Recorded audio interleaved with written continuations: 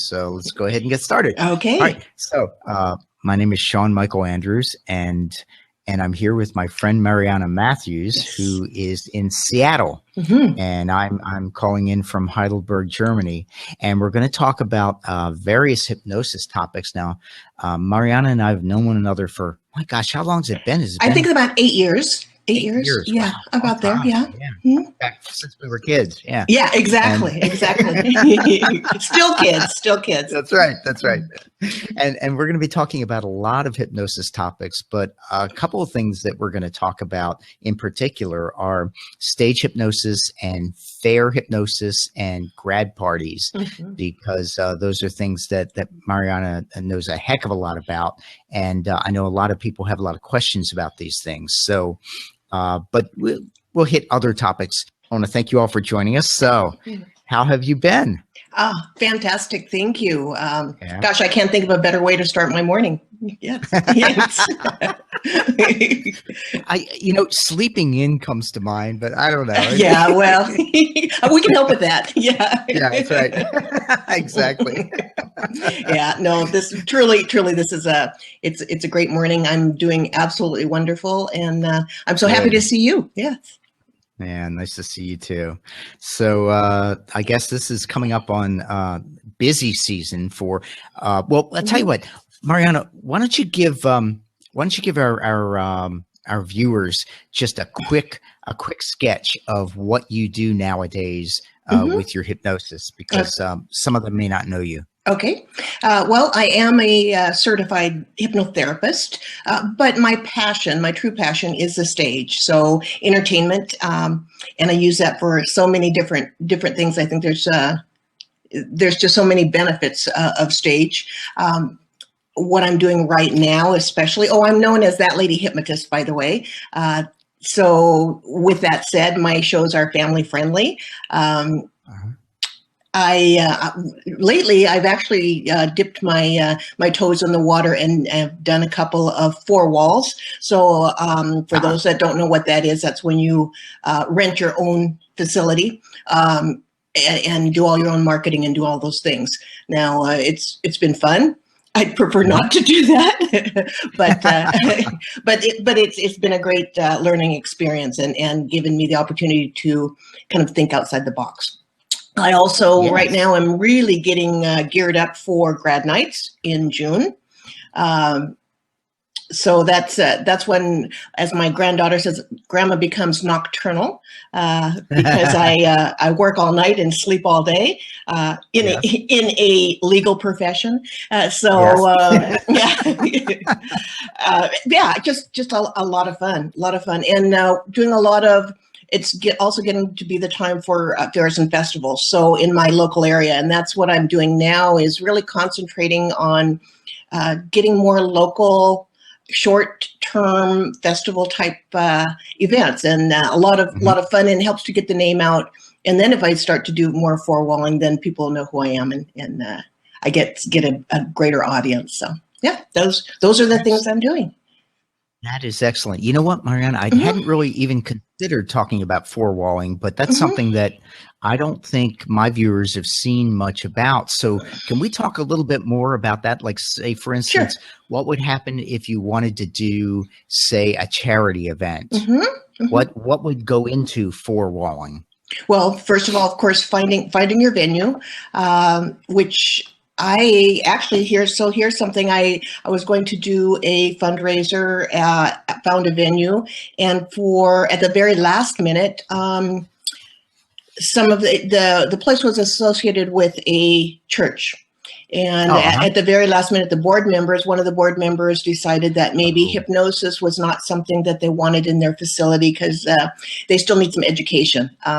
So, which is something I'll do later. But so I had to scramble at the last minute to find someplace else. My problem was, and one of the things I think everybody needs to do, is I hadn't signed a contract. So I didn't have a contract, so they were not legally binded to allow me to be there. But I was lucky. I found somewhere. It was a little bit further away. Finding the right place for the right price, right location, parking, finding out how to market at the last minute. This was 10 days before an event. Oh my gosh. And, but it was exciting because it was the first time I was, it was a challenge. I love challenges. But it also, it was the first time I was doing something called Ladies Night Only. Well, actually it wasn't only, but it was Ladies Night Out. So I had all these ladies that were just excited to come. So I geared the show especially to females. So that's the other fun part of that, is that you can have any type of theme or present it however you want. So it was a matter of finding it, getting the permit, having to have a permit. I didn't think about that. Here you have to have a permit, especially because within the ticket, it included 2 glasses of wine or 2 beverages. So, and you cannot, and here in Washington State, for something like that, you cannot sell the alcohol or anything once they're inside. So, and then finding how to sell your tickets, because now you are in charge of that. So there's a lot of work that goes into it, actually. But like I say, it was a challenge. It was fun. I learned a lot. I'm still doing it. I have one more this Saturday. I'm going to use an interpreter. And we have a huge Spanish-speaking community here. And so I've decided, I'm going to go ahead and try this. I'm going to do this and have a show this Saturday for the Spanish speaking community. So anyway, that's forewalling it. That means also cleaning up your own mess afterwards. But it means being responsible from beginning to end. So wow. Yeah, it's a lot of work, a lot of fun, challenging, and a very good learning experience, I think, for everyone. So all sides of it. Of what goes into putting in an event. So yeah. Wow. Okay, that's really cool, because a lot of new stage hypnotists are always looking for the first places to get their first gigs, and often they'll wind up doing the bars and the clubs and that sort of thing, because they're easier to get the gigs. But that may be an option. Of course, as you say, it does inject another layer of complexity to it. Exactly. Exactly. But financially, the monetarily, the benefits are yours. So depending on how you work it. So, and now with Facebook and with all those things, a lot of communities have, like mine was in a small city called Monroe, Washington. And so they have what's happening in Monroe on Facebook. So able to put those kind of things in. So got some new people that were so excited once it was done that I'm going to do this next time. So when are you coming back? So it's fun. It's a lot of fun. I like it. I like it. That is so cool. Okay. All right. So I'll tell you what, let's talk a bit about grad nights. I find them to be very easy as far as working them in the performance. Of course, that's here. Usually I get hired to do it at 2 in the morning, 3 in the morning, 4 in the morning. So that part's not easy, but the kids are ready. They're ready. They've been excited all day. And as we know, that subconscious, that emotional part, so they're ready. They're already in trance. They've just gone through everything it is to walk down that aisle and get that diploma. And now it's time to party. And usually by about that time, they've done a lot of partying. They're getting tired, but they're ready for something different. So I love grad nights, actually, and I've had the opportunity of doing 2 and 3 in one night.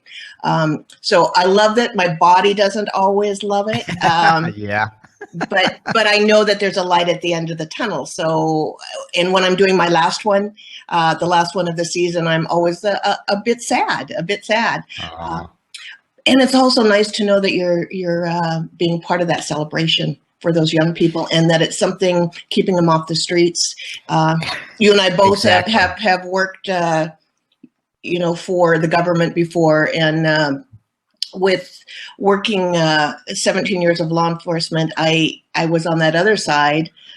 So this is fun, knowing that I'm doing something to help everyone in one way or another. Yeah, and I always hear when I go to festivals or somewhere else, I've been hypnotized, or I saw a hypnotist at my senior party at my grad night. So fun thing. Yeah. Yes.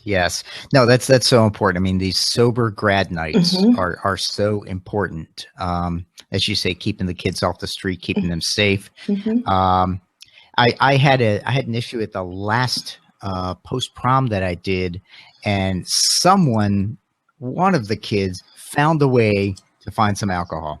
Oh, no, not that. Yes. Yeah. Yeah. Yeah. They're sneaky. They are sneaky. Yes, they are. Yes, they are.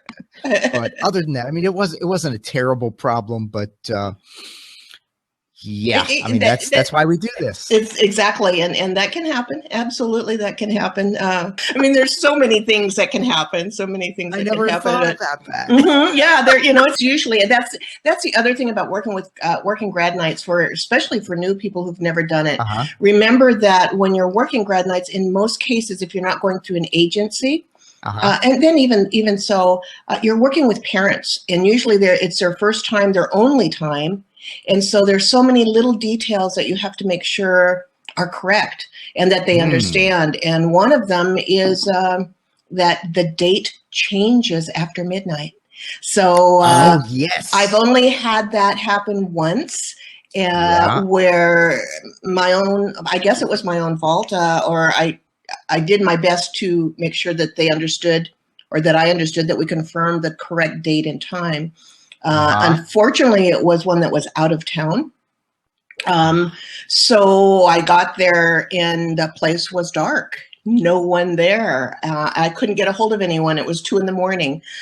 I went back to the hotel, sent an email, and left a voicemail, and got a call in the morning. They ended up paying for 2 nights of hotel for me. And luckily, I didn't have another show for the next night. Yes. Because that can happen, and then everybody's all messed up. So one of those things to really look at it on the contract, do it verbally. I actually, besides a contract, have a information sheet that I wrote up that I send them that gives a complete timeline of everything that they're doing for the evening, so that I can, and from the start to finish, so that I can see that we're on the same page. So yeah, that was one of those, oh my gosh, now what's going to happen things. So yeah. Oh, gee. Yeah. Okay. Well, that's I know that's happened to other hypnotists, and as you say, people don't realize, the date changes after midnight, and so they book you for the wrong day. Exactly. Oh, wow. Exactly. What other things can go wrong in a grad night situation? I mean, I've got one if you can't think of one. Oh, go ahead. Oh, I was not really that it was something that went wrong, but I also work with a couple of companies, So I do some of my own and some through companies during grad night season. One was on a boat where we went out, and the problem was that I had to get onto that boat at a certain, when they left the dock, and I didn't get to get off until they came back. And it was a 4-hour cruise. So that meant I was stuck there that whole time. I was ready to go home. I was ready to jump ship. And I only got paid for the one, and so that's something to take into consideration also is, how long is this going to take, and how much should I actually charge, or is this okay with me or not? That time it worked out. But I think if I had to do it again, I would reconsider or renegotiate that one. So, yeah. That's a good thought. Funny, I had a job a while back, and it was a cruise. It was called, what the heck was it called? It was called something about ladies and flowers and booze. Oh my. And I wound up taking it. A friend couldn't take the gig, and so he asked me to do it. And I can't remember what it was called, but it's probably better I don't remember the name of it, because I don't want to look it up. But anyway, so I got on the ship, and it was supposed to be a bunch of ladies, and I talked with one of the few guys that was there. There were like 2 guys on the whole ship, and even the rest of the crew was women too. And I said, so what's this like? And he said, well, I do this every year. And he said, well, we're going to pull up to the dock. He said, first of all, they'll be drunk. Yeah. Oh, yes. They've been drinking mimosas all morning. We're going to pick them up. And he was right. Were they wearing hats by chance of a certain color? No. Oh, okay. No, okay. No. No, they weren't that organized. Oh, okay. But I remember that as but then after the show, yeah, I couldn't get off the ship either. I had to, stuck with a bunch of drunken women. Oh my. I went up on deck with 2 or 3 of the sober people, and we just kind of hid there. But you know what? They didn't care that we left. They didn't care at all. So everybody had a good time. Good. Yeah. I was going to say that when you said about the drunks and having a good time, they didn't care. I think the worst or the most challenging show I've ever done actually was a corporate show that people they had waited so long for the entertainment to come on that people really had a lot to drink, and they were more into talking to each other and didn't want to be quiet and watch a show by the time that happened. So, another thing to work with whoever's organizing to see about what the timeline is, what it is they want to do and going to do. That was one of those ones where even the coordinator had a little bit too much to drink, and because everybody kept talking, she got up on stage and started yelling at everybody about you pay attention, and it just doesn't make for a great show after that. But it worked. It was okay. Yeah. I made it through. I survived. I lived. They thought it was great, but I didn't. So yeah. At least the parts they remember. Exactly. Exactly. As you know, I'm doing do some research here in Heidelberg, and one of the things that I researched last year was the effects of alcohol on hypnotizability, and it was interesting because there was a study in was it Leeds University? I believe it was in the UK, and I wanted to duplicate this study because so often. Well, scientific studies sometimes can be slanted. They can't be. Yeah. And so I wanted to duplicate this. So I had 6 subjects, and 3 of them drank only water, and 3 of them drank alcohol. And I hypnotized the group, and then they judged about how deep they went into trance, and then the drinking started. And I found that it greatly enhances hypnotizability. Now, it's not real great for concentration, but it greatly increases hypnotizability, so long as they're not over the point where they can't track what's going on. They can't they can't follow instructions or directions. Exactly. Exactly. Yeah. So alcohol, I found that a couple drinks can actually enhance the hypnotizability, but once you get over a certain level of alcohol, then it hurts the performance. Exactly. I absolutely agree. I think just having that 1 or 2, that's why during my shows, for my shows that I've been four-walling, it's a 2 glasses of wine, or that's it. No more than that. So but yeah, just enough to relax and let go. Sometimes that works. Exactly. Yeah. So when you do these grad nights, you say sometimes you do a triple header.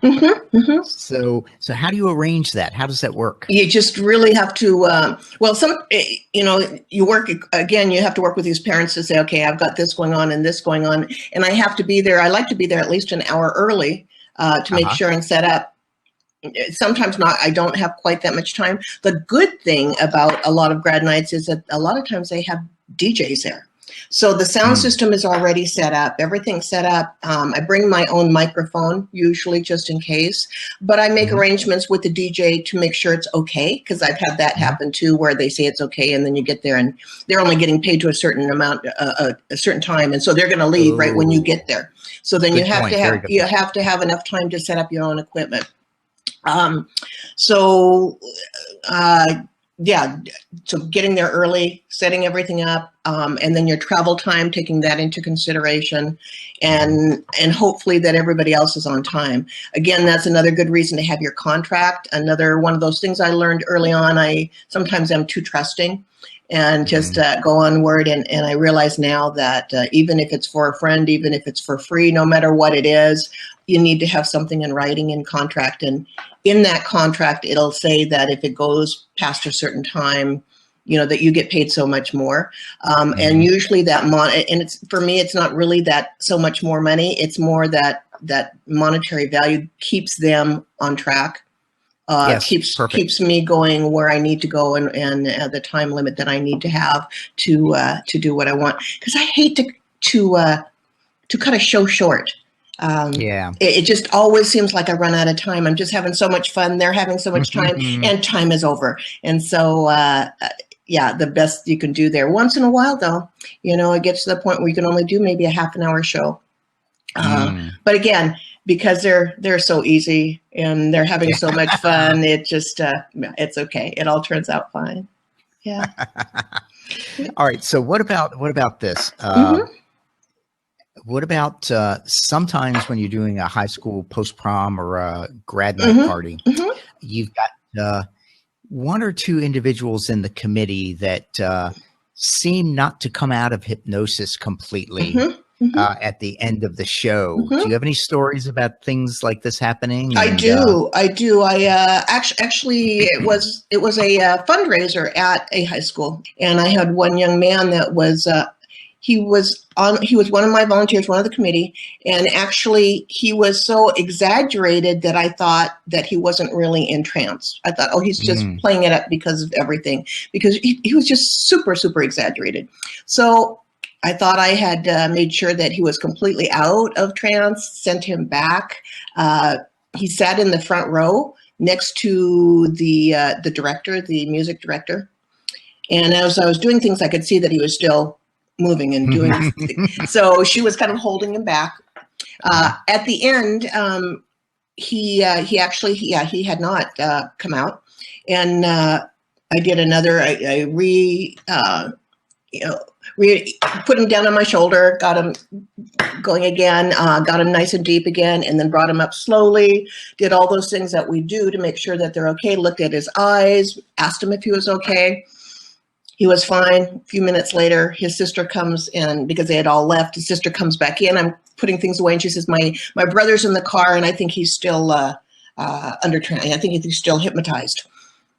Okay, so I go out back to the car, and again, in the car, while he's sitting in the car, actually I did a couple of rapid inductions, just did a quick arm pull, did a couple of those things, and brought him back up slowly. I think it took 2 or 3 times actually before, to make sure, just to be 100% sure that he was out of trance. But I guess he was saying and doing some funny things still. It was still, his tongue was still stuck to the roof of his mouth. He had all kinds of things that were still happening. He was just extremely, extremely suggestible and susceptible. So it just took a little bit longer. But because of that, I was able to give him some really good positive suggestions and things to take with him, to make it a very great experience to remember. So, yeah.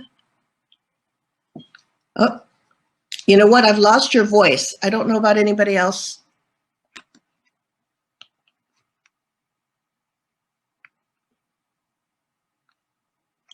Can't hear you at all. Let me put these on so I can read.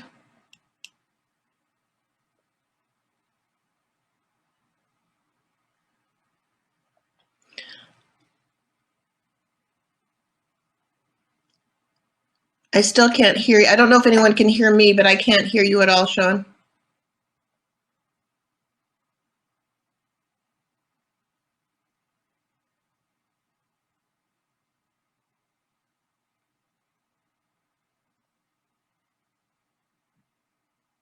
Okay. Is it just me? Because I can't hear Sean. Can you hear me, folks?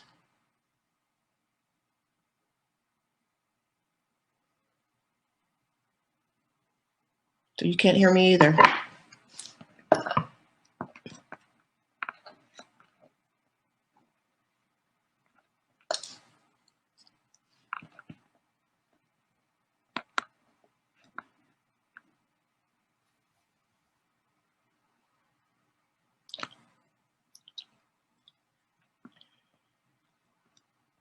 Can you hear me, folks?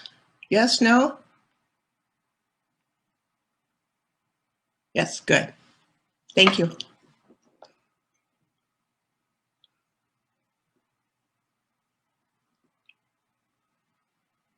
Well, welcome to the That Lady Hypnotist Comedy Hour.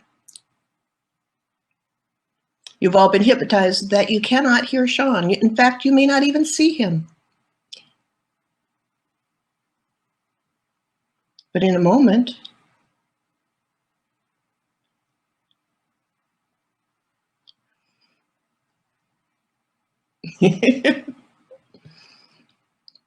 hello. I see he has an open seat. There he comes. Okay, can you hear me now? Now we can hear you. I can hear you. Beauty. Okay, great. Yeah. And 1, 2, 3, you can all see and hear him again. Good. That was good. Well, you're good. I know it. The masses. I had a girl from, and well, actually, it was funny because there was this one poor boy who he was very busy because girls didn't come out of trance, and he kept coming up to me saying, "Hey, mister, there's this girl over here. She's just not right." She's just not right. Yeah, she's just not right. and it was funny because, of course, as you know, because your experience, you know that sometimes students will pretend to still be hypnotized to get some attention. Exactly. But these girls, no, they were down. They were down for the count, and they needed to be brought up just as you described what you did with that boy. You put back into trance and then brought up with lots of suggestions of vigor and health and energy and everything like that. And then back they come. But I mean, it can be a problem though, if you're working 3 shows in a night and you've got to go and these kids are still in trance. Well, actually, I've actually on the phone, just did a double confirm that they're okay and brought them back up and did all those things, made sure that there's somebody in the room with them. And used, the suggestions of that they're going to stay strong and they're going to, they're going to stay sitting up and all those things. But listening to the sound of my voice, and and that's worked. That's worked also. But yeah, right. Absolutely. Yeah, because as you say, a lot of the parents, this is their first show, so they don't know. And of course, they're going to freak.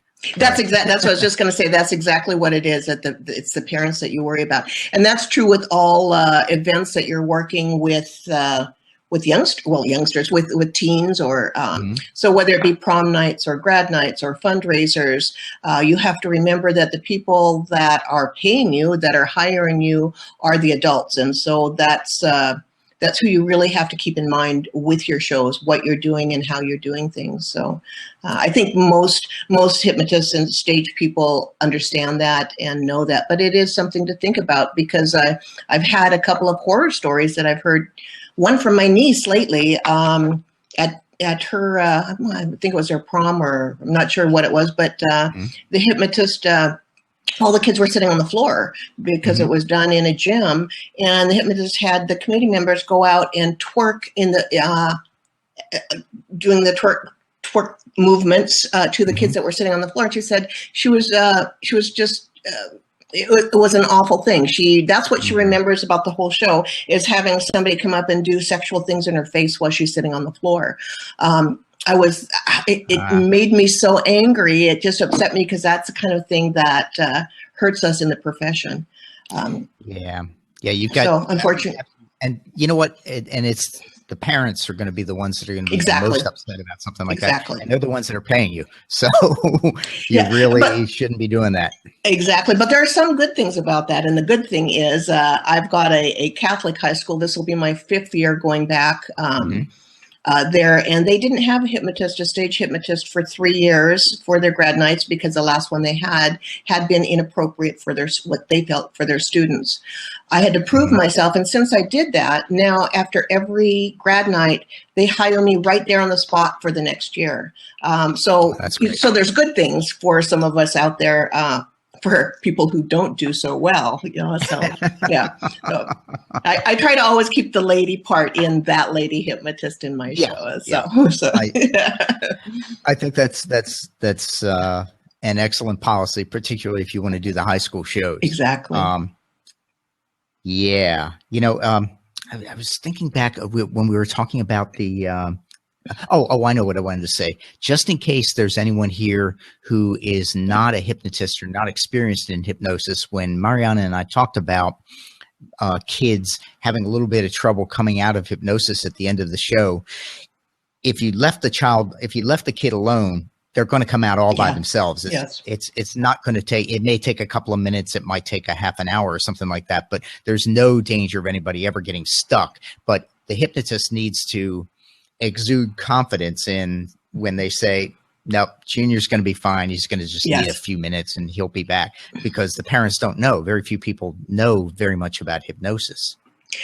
I think that's really true. And you don't need to do a lot of pre-talk with kids with high school. You don't want to bore them with a lot of information, but I think it's really good to at least give some of those, talk about a little bit about that they can't get stuck in hypnosis. It doesn't happen. It never will, cannot. Just to let them know ahead of time, so they have that in their mind, so that they know, everybody knows that that's not possible. And it helps prevent that a lot. I think it helps give that confidence to the parents that everything is going to be safe. It helps the committee members that it'll be safe and it'll be cool. But it also helps some of those ones that may be thinking, I'm going to pretend for the rest of the night and everybody's going to know this is not true. Yeah. Exactly. Perfect. Great. Hey, you know what? One of our colleagues, and I'm not going to identify him because this is kind of a dirty trick. But I thought it was a really good one, and if I ever need it, I'm going to keep this one in my back pocket. So anyway, the person, and I hate to say it, but it's usually a girl, who pretends still to be hypnotized and isn't hypnotized, but is doing it for attention.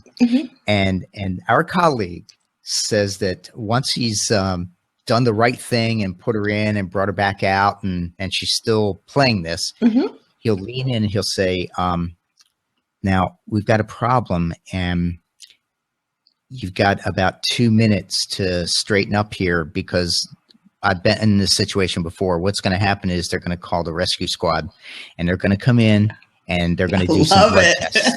They're going to do some blood tests. And if there's anything in your system, everybody's going to know it. Your parents are going to know it. And out they come. And you thought, ooh, that's dirty. That is dirty. I love that. I love it. I love that. I'm going to put that in my back pocket too. It's one of those things for our tool belts that we need to keep. Exactly. In case of emergency. Love that. Absolutely. Like I say, I would love to credit our colleague, but it's such a dirty trick that I'm not going to. But absolutely love that. I talking about funny things or strange things.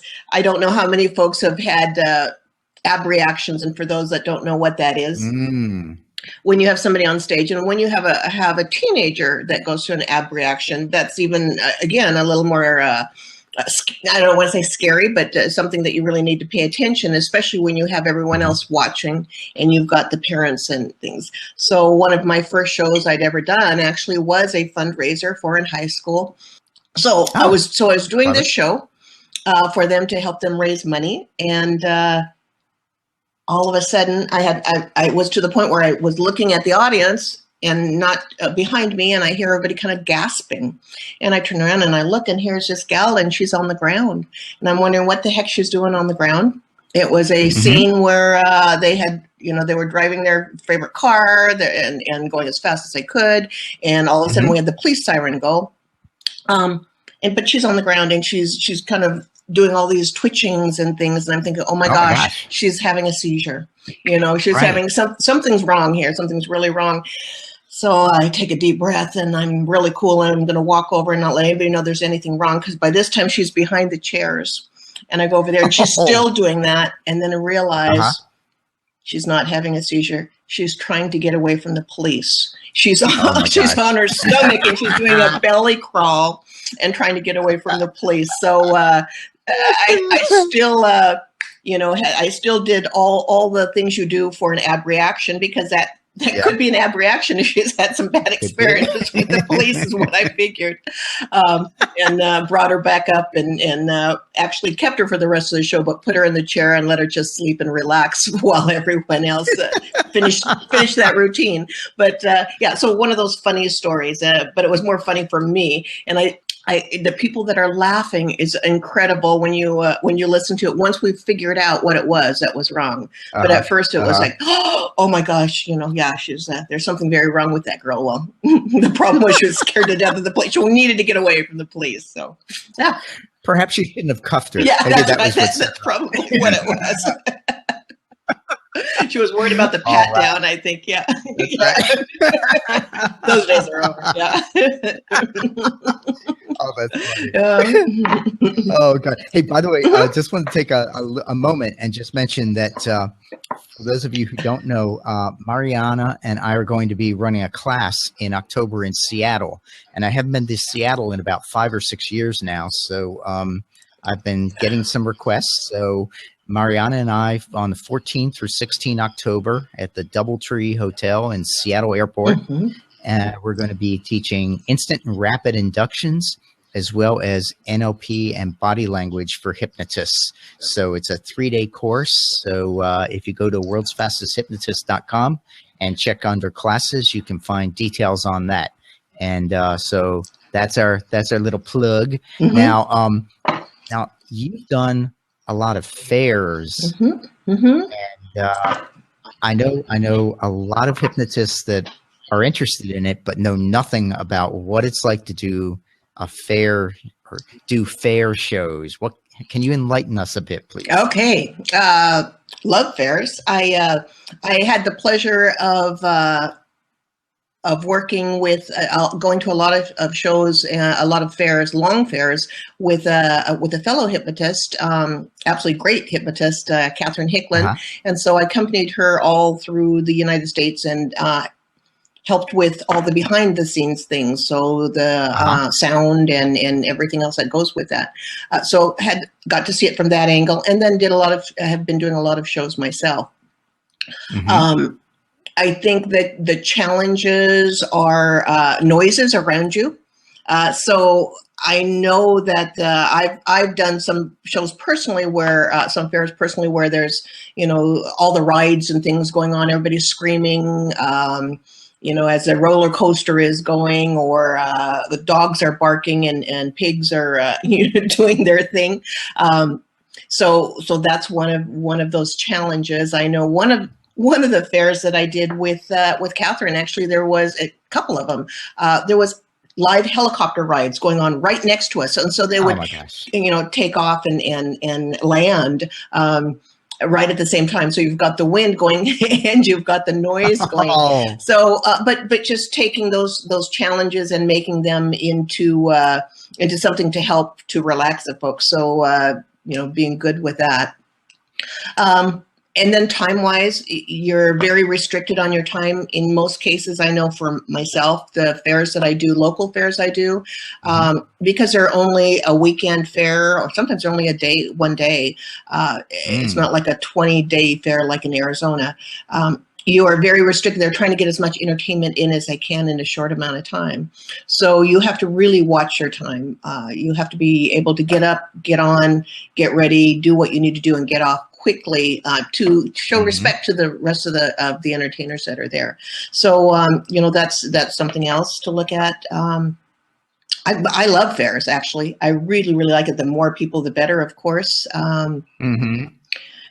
And the other thing I like about fairs is you get a variety of ages, a variety of everything when people come up. So you have a better chance of having all different types of routines that you can use and that will work. Gosh, any questions? I guess I would love to answer any questions if anybody has any. Let's see. We've got one from Nicole for you. This is going back to our other topic. It says, do you ask parents previously or before the show if it's okay to hypnotize the teens? Oh, that's an interesting question. Yeah, go ahead. How do you? I do not. Mariana? I do not.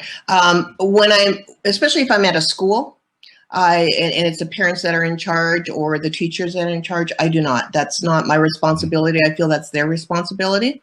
I've never had a problem with that. I have had a couple of shows where they're at a school where maybe one or two students have sat out and not even participated at all because of whatever reasons, their culture or their religious regions. But I don't. I've even done some, I don't know if you even want to call it a show, but I've worked with some summer camps where they're very, very young kids. And again, I feel that it's up to whoever's a camp counselor or whoever, those are the people that are responsible for doing that. When it comes to fairs, I like to give an age limit when I start, 16 and up or 15 and up. Usually, if it ends up that I still need more people and they're with their parents, then I might go a little lower, maybe 13 at a fair, but that's about it. I try not to go any lower than that. But no, the answer to your question, long answer to your question is I do not. I'm just careful. Yeah, that comes up a lot. I've had schools say things like, do you have a permission slip that we can send to all the parents? And the best thing for a stage hypnotist to say is that, no, that's the school's responsibility. I don't do those things. Now, if you want to do that, you can, and then of course, then it becomes too hard for them. And so they will just forget about it. But yeah, it shouldn't be the hypnotist's responsibility to get these permission slips. It should be the school's responsibility. And if you put it back on them, they will decide it's too hard and they won't do it. But some kids, some places, like for instance, I've given talks at schools, and in some of those cases, they'll have the parents sign a permission slip. And that's fine. That's fine. But it's their responsibility, not mine. The other thing is that there's a dynamic that some hypnotists may not be aware of, and that is when you're doing a stage show and you have little kids as well as adults, having them mixed in there and having the very young kids can really inhibit your adults. Exactly. One of the things that I found that works, that I've done a few times if I have enough time, is, and there's a lot of little ones with their families, with their parents, I'll let maybe 5 or 6 of them come up and sit on the floor in front of the chairs, in front of the committee members, and let them just stay there long enough to to experience what it's like to sit up there and maybe close their eyes and take a few deep breaths and all those things, and then send them back and thank them very much. And parents, everybody appreciates that. They've had their time on stage for a few minutes, and they don't really participate, but they've been a star for a minute or two. So yeah, and then we just go on with the show. You know what I like to do, and I don't know where I got this idea. I might have actually come up with it myself. Wow. But wow. But anyway, I also like to limit it to 15 or older, especially at a fair or something like that. But anywhere, when you've got kids in the audience, since they do inhibit the adults somewhat, I'll give them the age limit, and I'll say, but kids 15 and younger or 14 and younger, I have something very special for you. And at the end of the show, I'm going to really give you something special. So for now, just 15 and older come up to the stage. All right. So then in the middle of the show, what I'll do when everybody's really deep in hypnosis, I'll tell them, I'll put them on hold, and then I'll call the kids up in front of the stage, and I'll say, okay, kids, now in a moment, I'm going to say 1, 2, 3. And when I do, I want you to point at the people on stage and yell sleep. All right. So we'll practice it. 1, 2, 3, sleep. And the kids go, sleep, and then I say to the committee, I say, in a moment, I'm going to have you open your eyes, and you're going to look in front of you, and you're going to see what look like a bunch of kids, but they're not. They're actually very powerful hypnotists. And when they point to you and say sleep, you're going to go deep into trance. And then I'll have them open their eyes, and they'll say, all right, kids, 1, 2, 3. And the kids all point at them and go, sleep. And the committee just collapses. And the kids feel it's wonderful. And they'll be in our class in about, 15 years. Yeah, they'll be wanting to become hypnotists. That's perfect. I love that. May I use that? Yeah. Absolutely, okay. absolutely. That's the other thing is I don't think there's anything that's that we're privy to keep to ourselves when it comes to sharing with others. That's my my philosophy, yours, I know also. Yes. Because no matter what, if you can use the exact same verbiage, you can do exact same movements, it's going to be different because your committee members are different, your volunteers are different, going to react different. Everything is going to be different no matter what. So yeah, thank you for that. That's fun. You're welcome. That's a lot of no, fun. I don't keep secrets. Yeah. So. Yes. Unless I'm legally required. That's right. Exactly. Right. So, and you won't tell secrets, even if I was to say, "Tell me your secrets." That's right. That's right. That's right. That's one of those common misconceptions, as you say.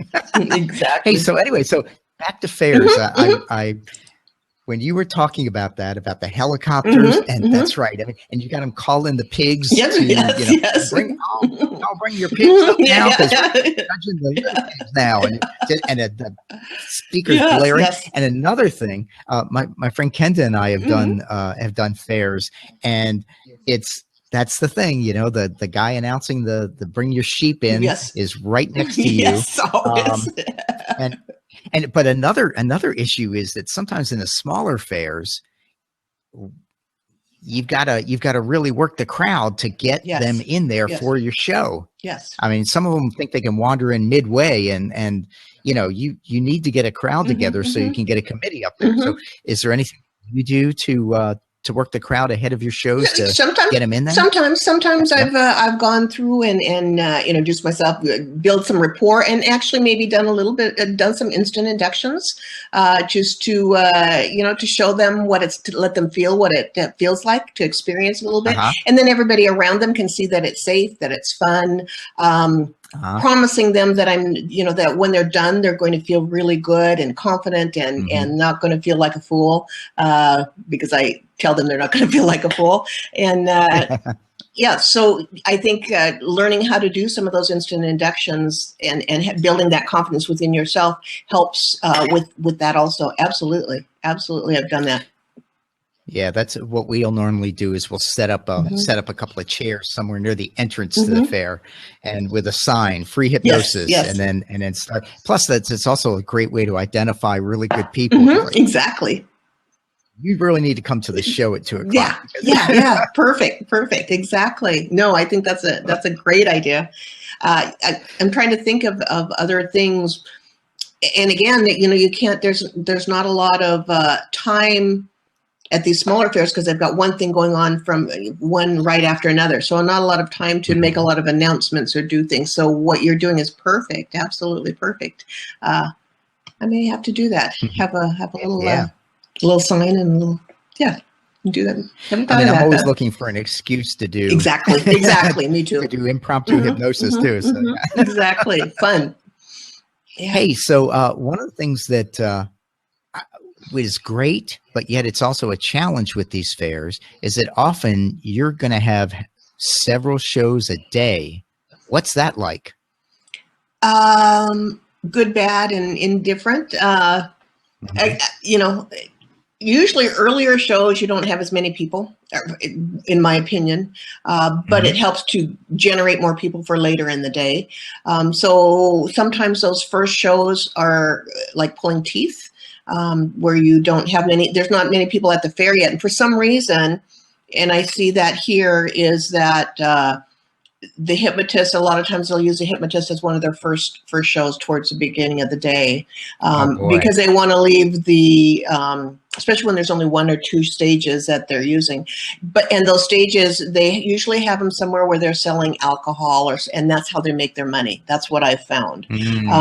And so during a hypnosis show, they don't sell a lot of alcohol because people are sitting in their seats and watching. They don't get it like with music. They get up and they get another beer, or they do whatever they're doing. They're moving around, they're talking, they're listening to music. With a hypnotist, that's not the case. So as an event planner, they have to take a look at all those things. And I've been an event planner, so I understand that. But it makes it a little more challenging for the hypnotist. But not to take anything personally and just to move forward, even if you only end up with 4 people on stage that you're going to be able to use, where later in the evening, if you do a show later, you may end up with 15 or more that you can use. So yeah, that's one of the challenges of having challenges, but also good things about having multiple shows. Getting a little tired, or having a lot of time in between, or no time in between. One of the things that I've found at a couple of the shows that I do, a couple of the fairs, local fairs I do, is because it's used for all the other entertainers, they leave a lot of their equipment on stage. So then you've got the drums, and you've got, a lot of musical instruments that are worth a lot of money on stage. They're pushed back a little bit, so you've got some room, but you don't have the room that you really want. And you have to be careful. Right. I've had to be careful that some of the routines I use, that I have to keep all that in consideration, the amount of space I have, whether I can have people get up and move around or not. Keeping them away from some of that equipment so they don't get hurt or they don't hurt the equipment. So other things to, a lot of other things to think about. So. Wow. Yeah, that's an important point. It's funny. I was on one of the hypnosis forums, or fora for all the Latin majors in the audience. And I was reading, somebody was saying that he was doing a show at, I won't say the high school, but I know this high school because I did a show there. And I wish I had known he was going to do that show at that place before. As it turned out, it went well, and he didn't have any trouble. But that particular high school has an orchestra pit that is the deepest orchestra pit I've ever seen in my life. And I was scared to death that one of these kids was walking, because you kill yourself. Exactly. It is crazy.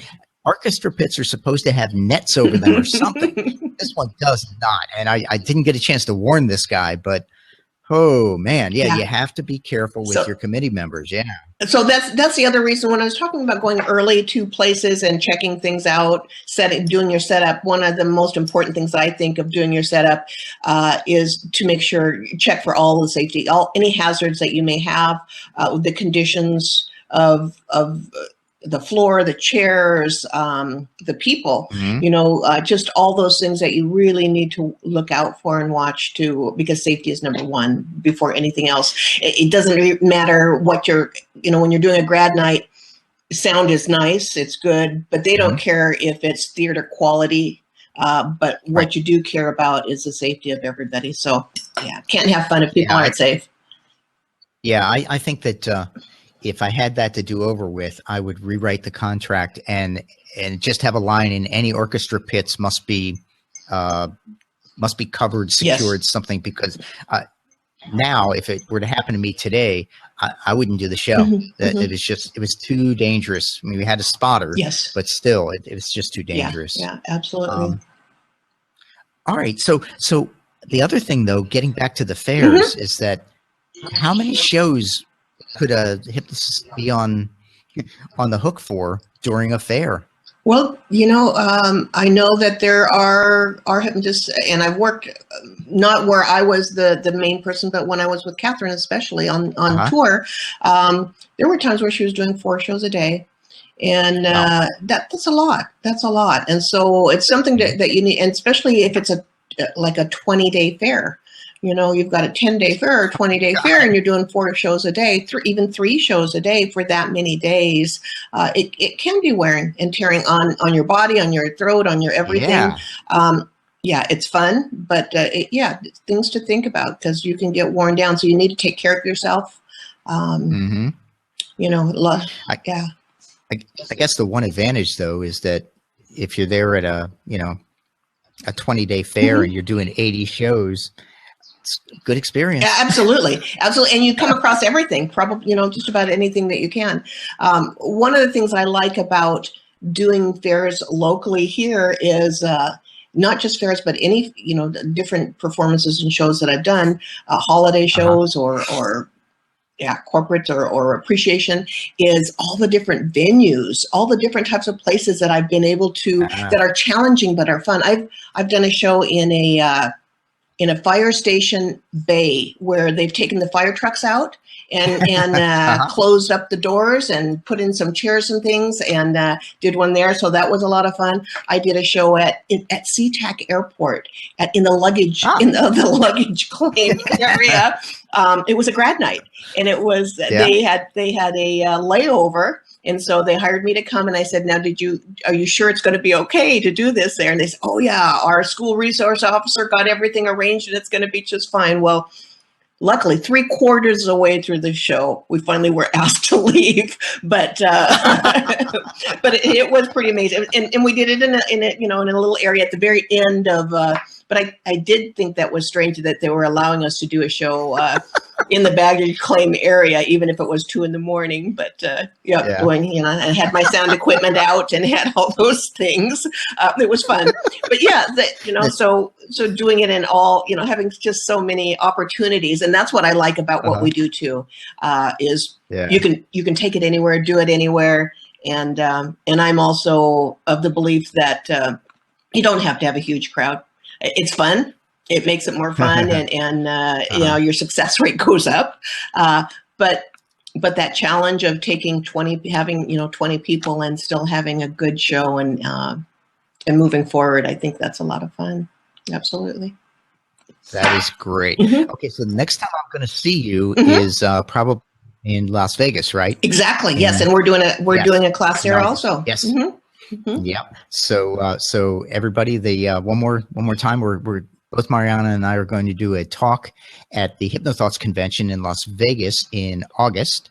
Mm-hmm. And let's see, what is our topic? What are we going to spread knowledge about? Oh, demonstrational hypnosis techniques for hypnosis. Demonstrational hypnosis. Mm-hmm. Yes, that should be really good. And but that's certainly not enough of us. And absolutely not. Yes. Please join us 14 through 16 October at the Doubletree Hotel Seattle Airport, and learn about instant and rapid inductions, instant hypnosis, and then also NLP and body language for hypnotists. That's a 3-day course. And if you go to worldsfastesthypnotist.com and look up classes, you'll see that one. And Mariana and I are going to do that together, and you're going to have a blast. Absolutely. Any final words before we wrap this up? Mariana, any final words? For me, I'm looking to see if anybody else has anything to say. No, just enjoy it. Everybody have an absolutely great day. Hope to see you in Vegas. And if not, come see us in Seattle for sure. Absolutely. It'll be a blast. Sounds good. Guarantee you. Okay, great. All right. Take care, my friend. All right. Wonderful. Thank you. You too. Bye-bye. Bye-bye.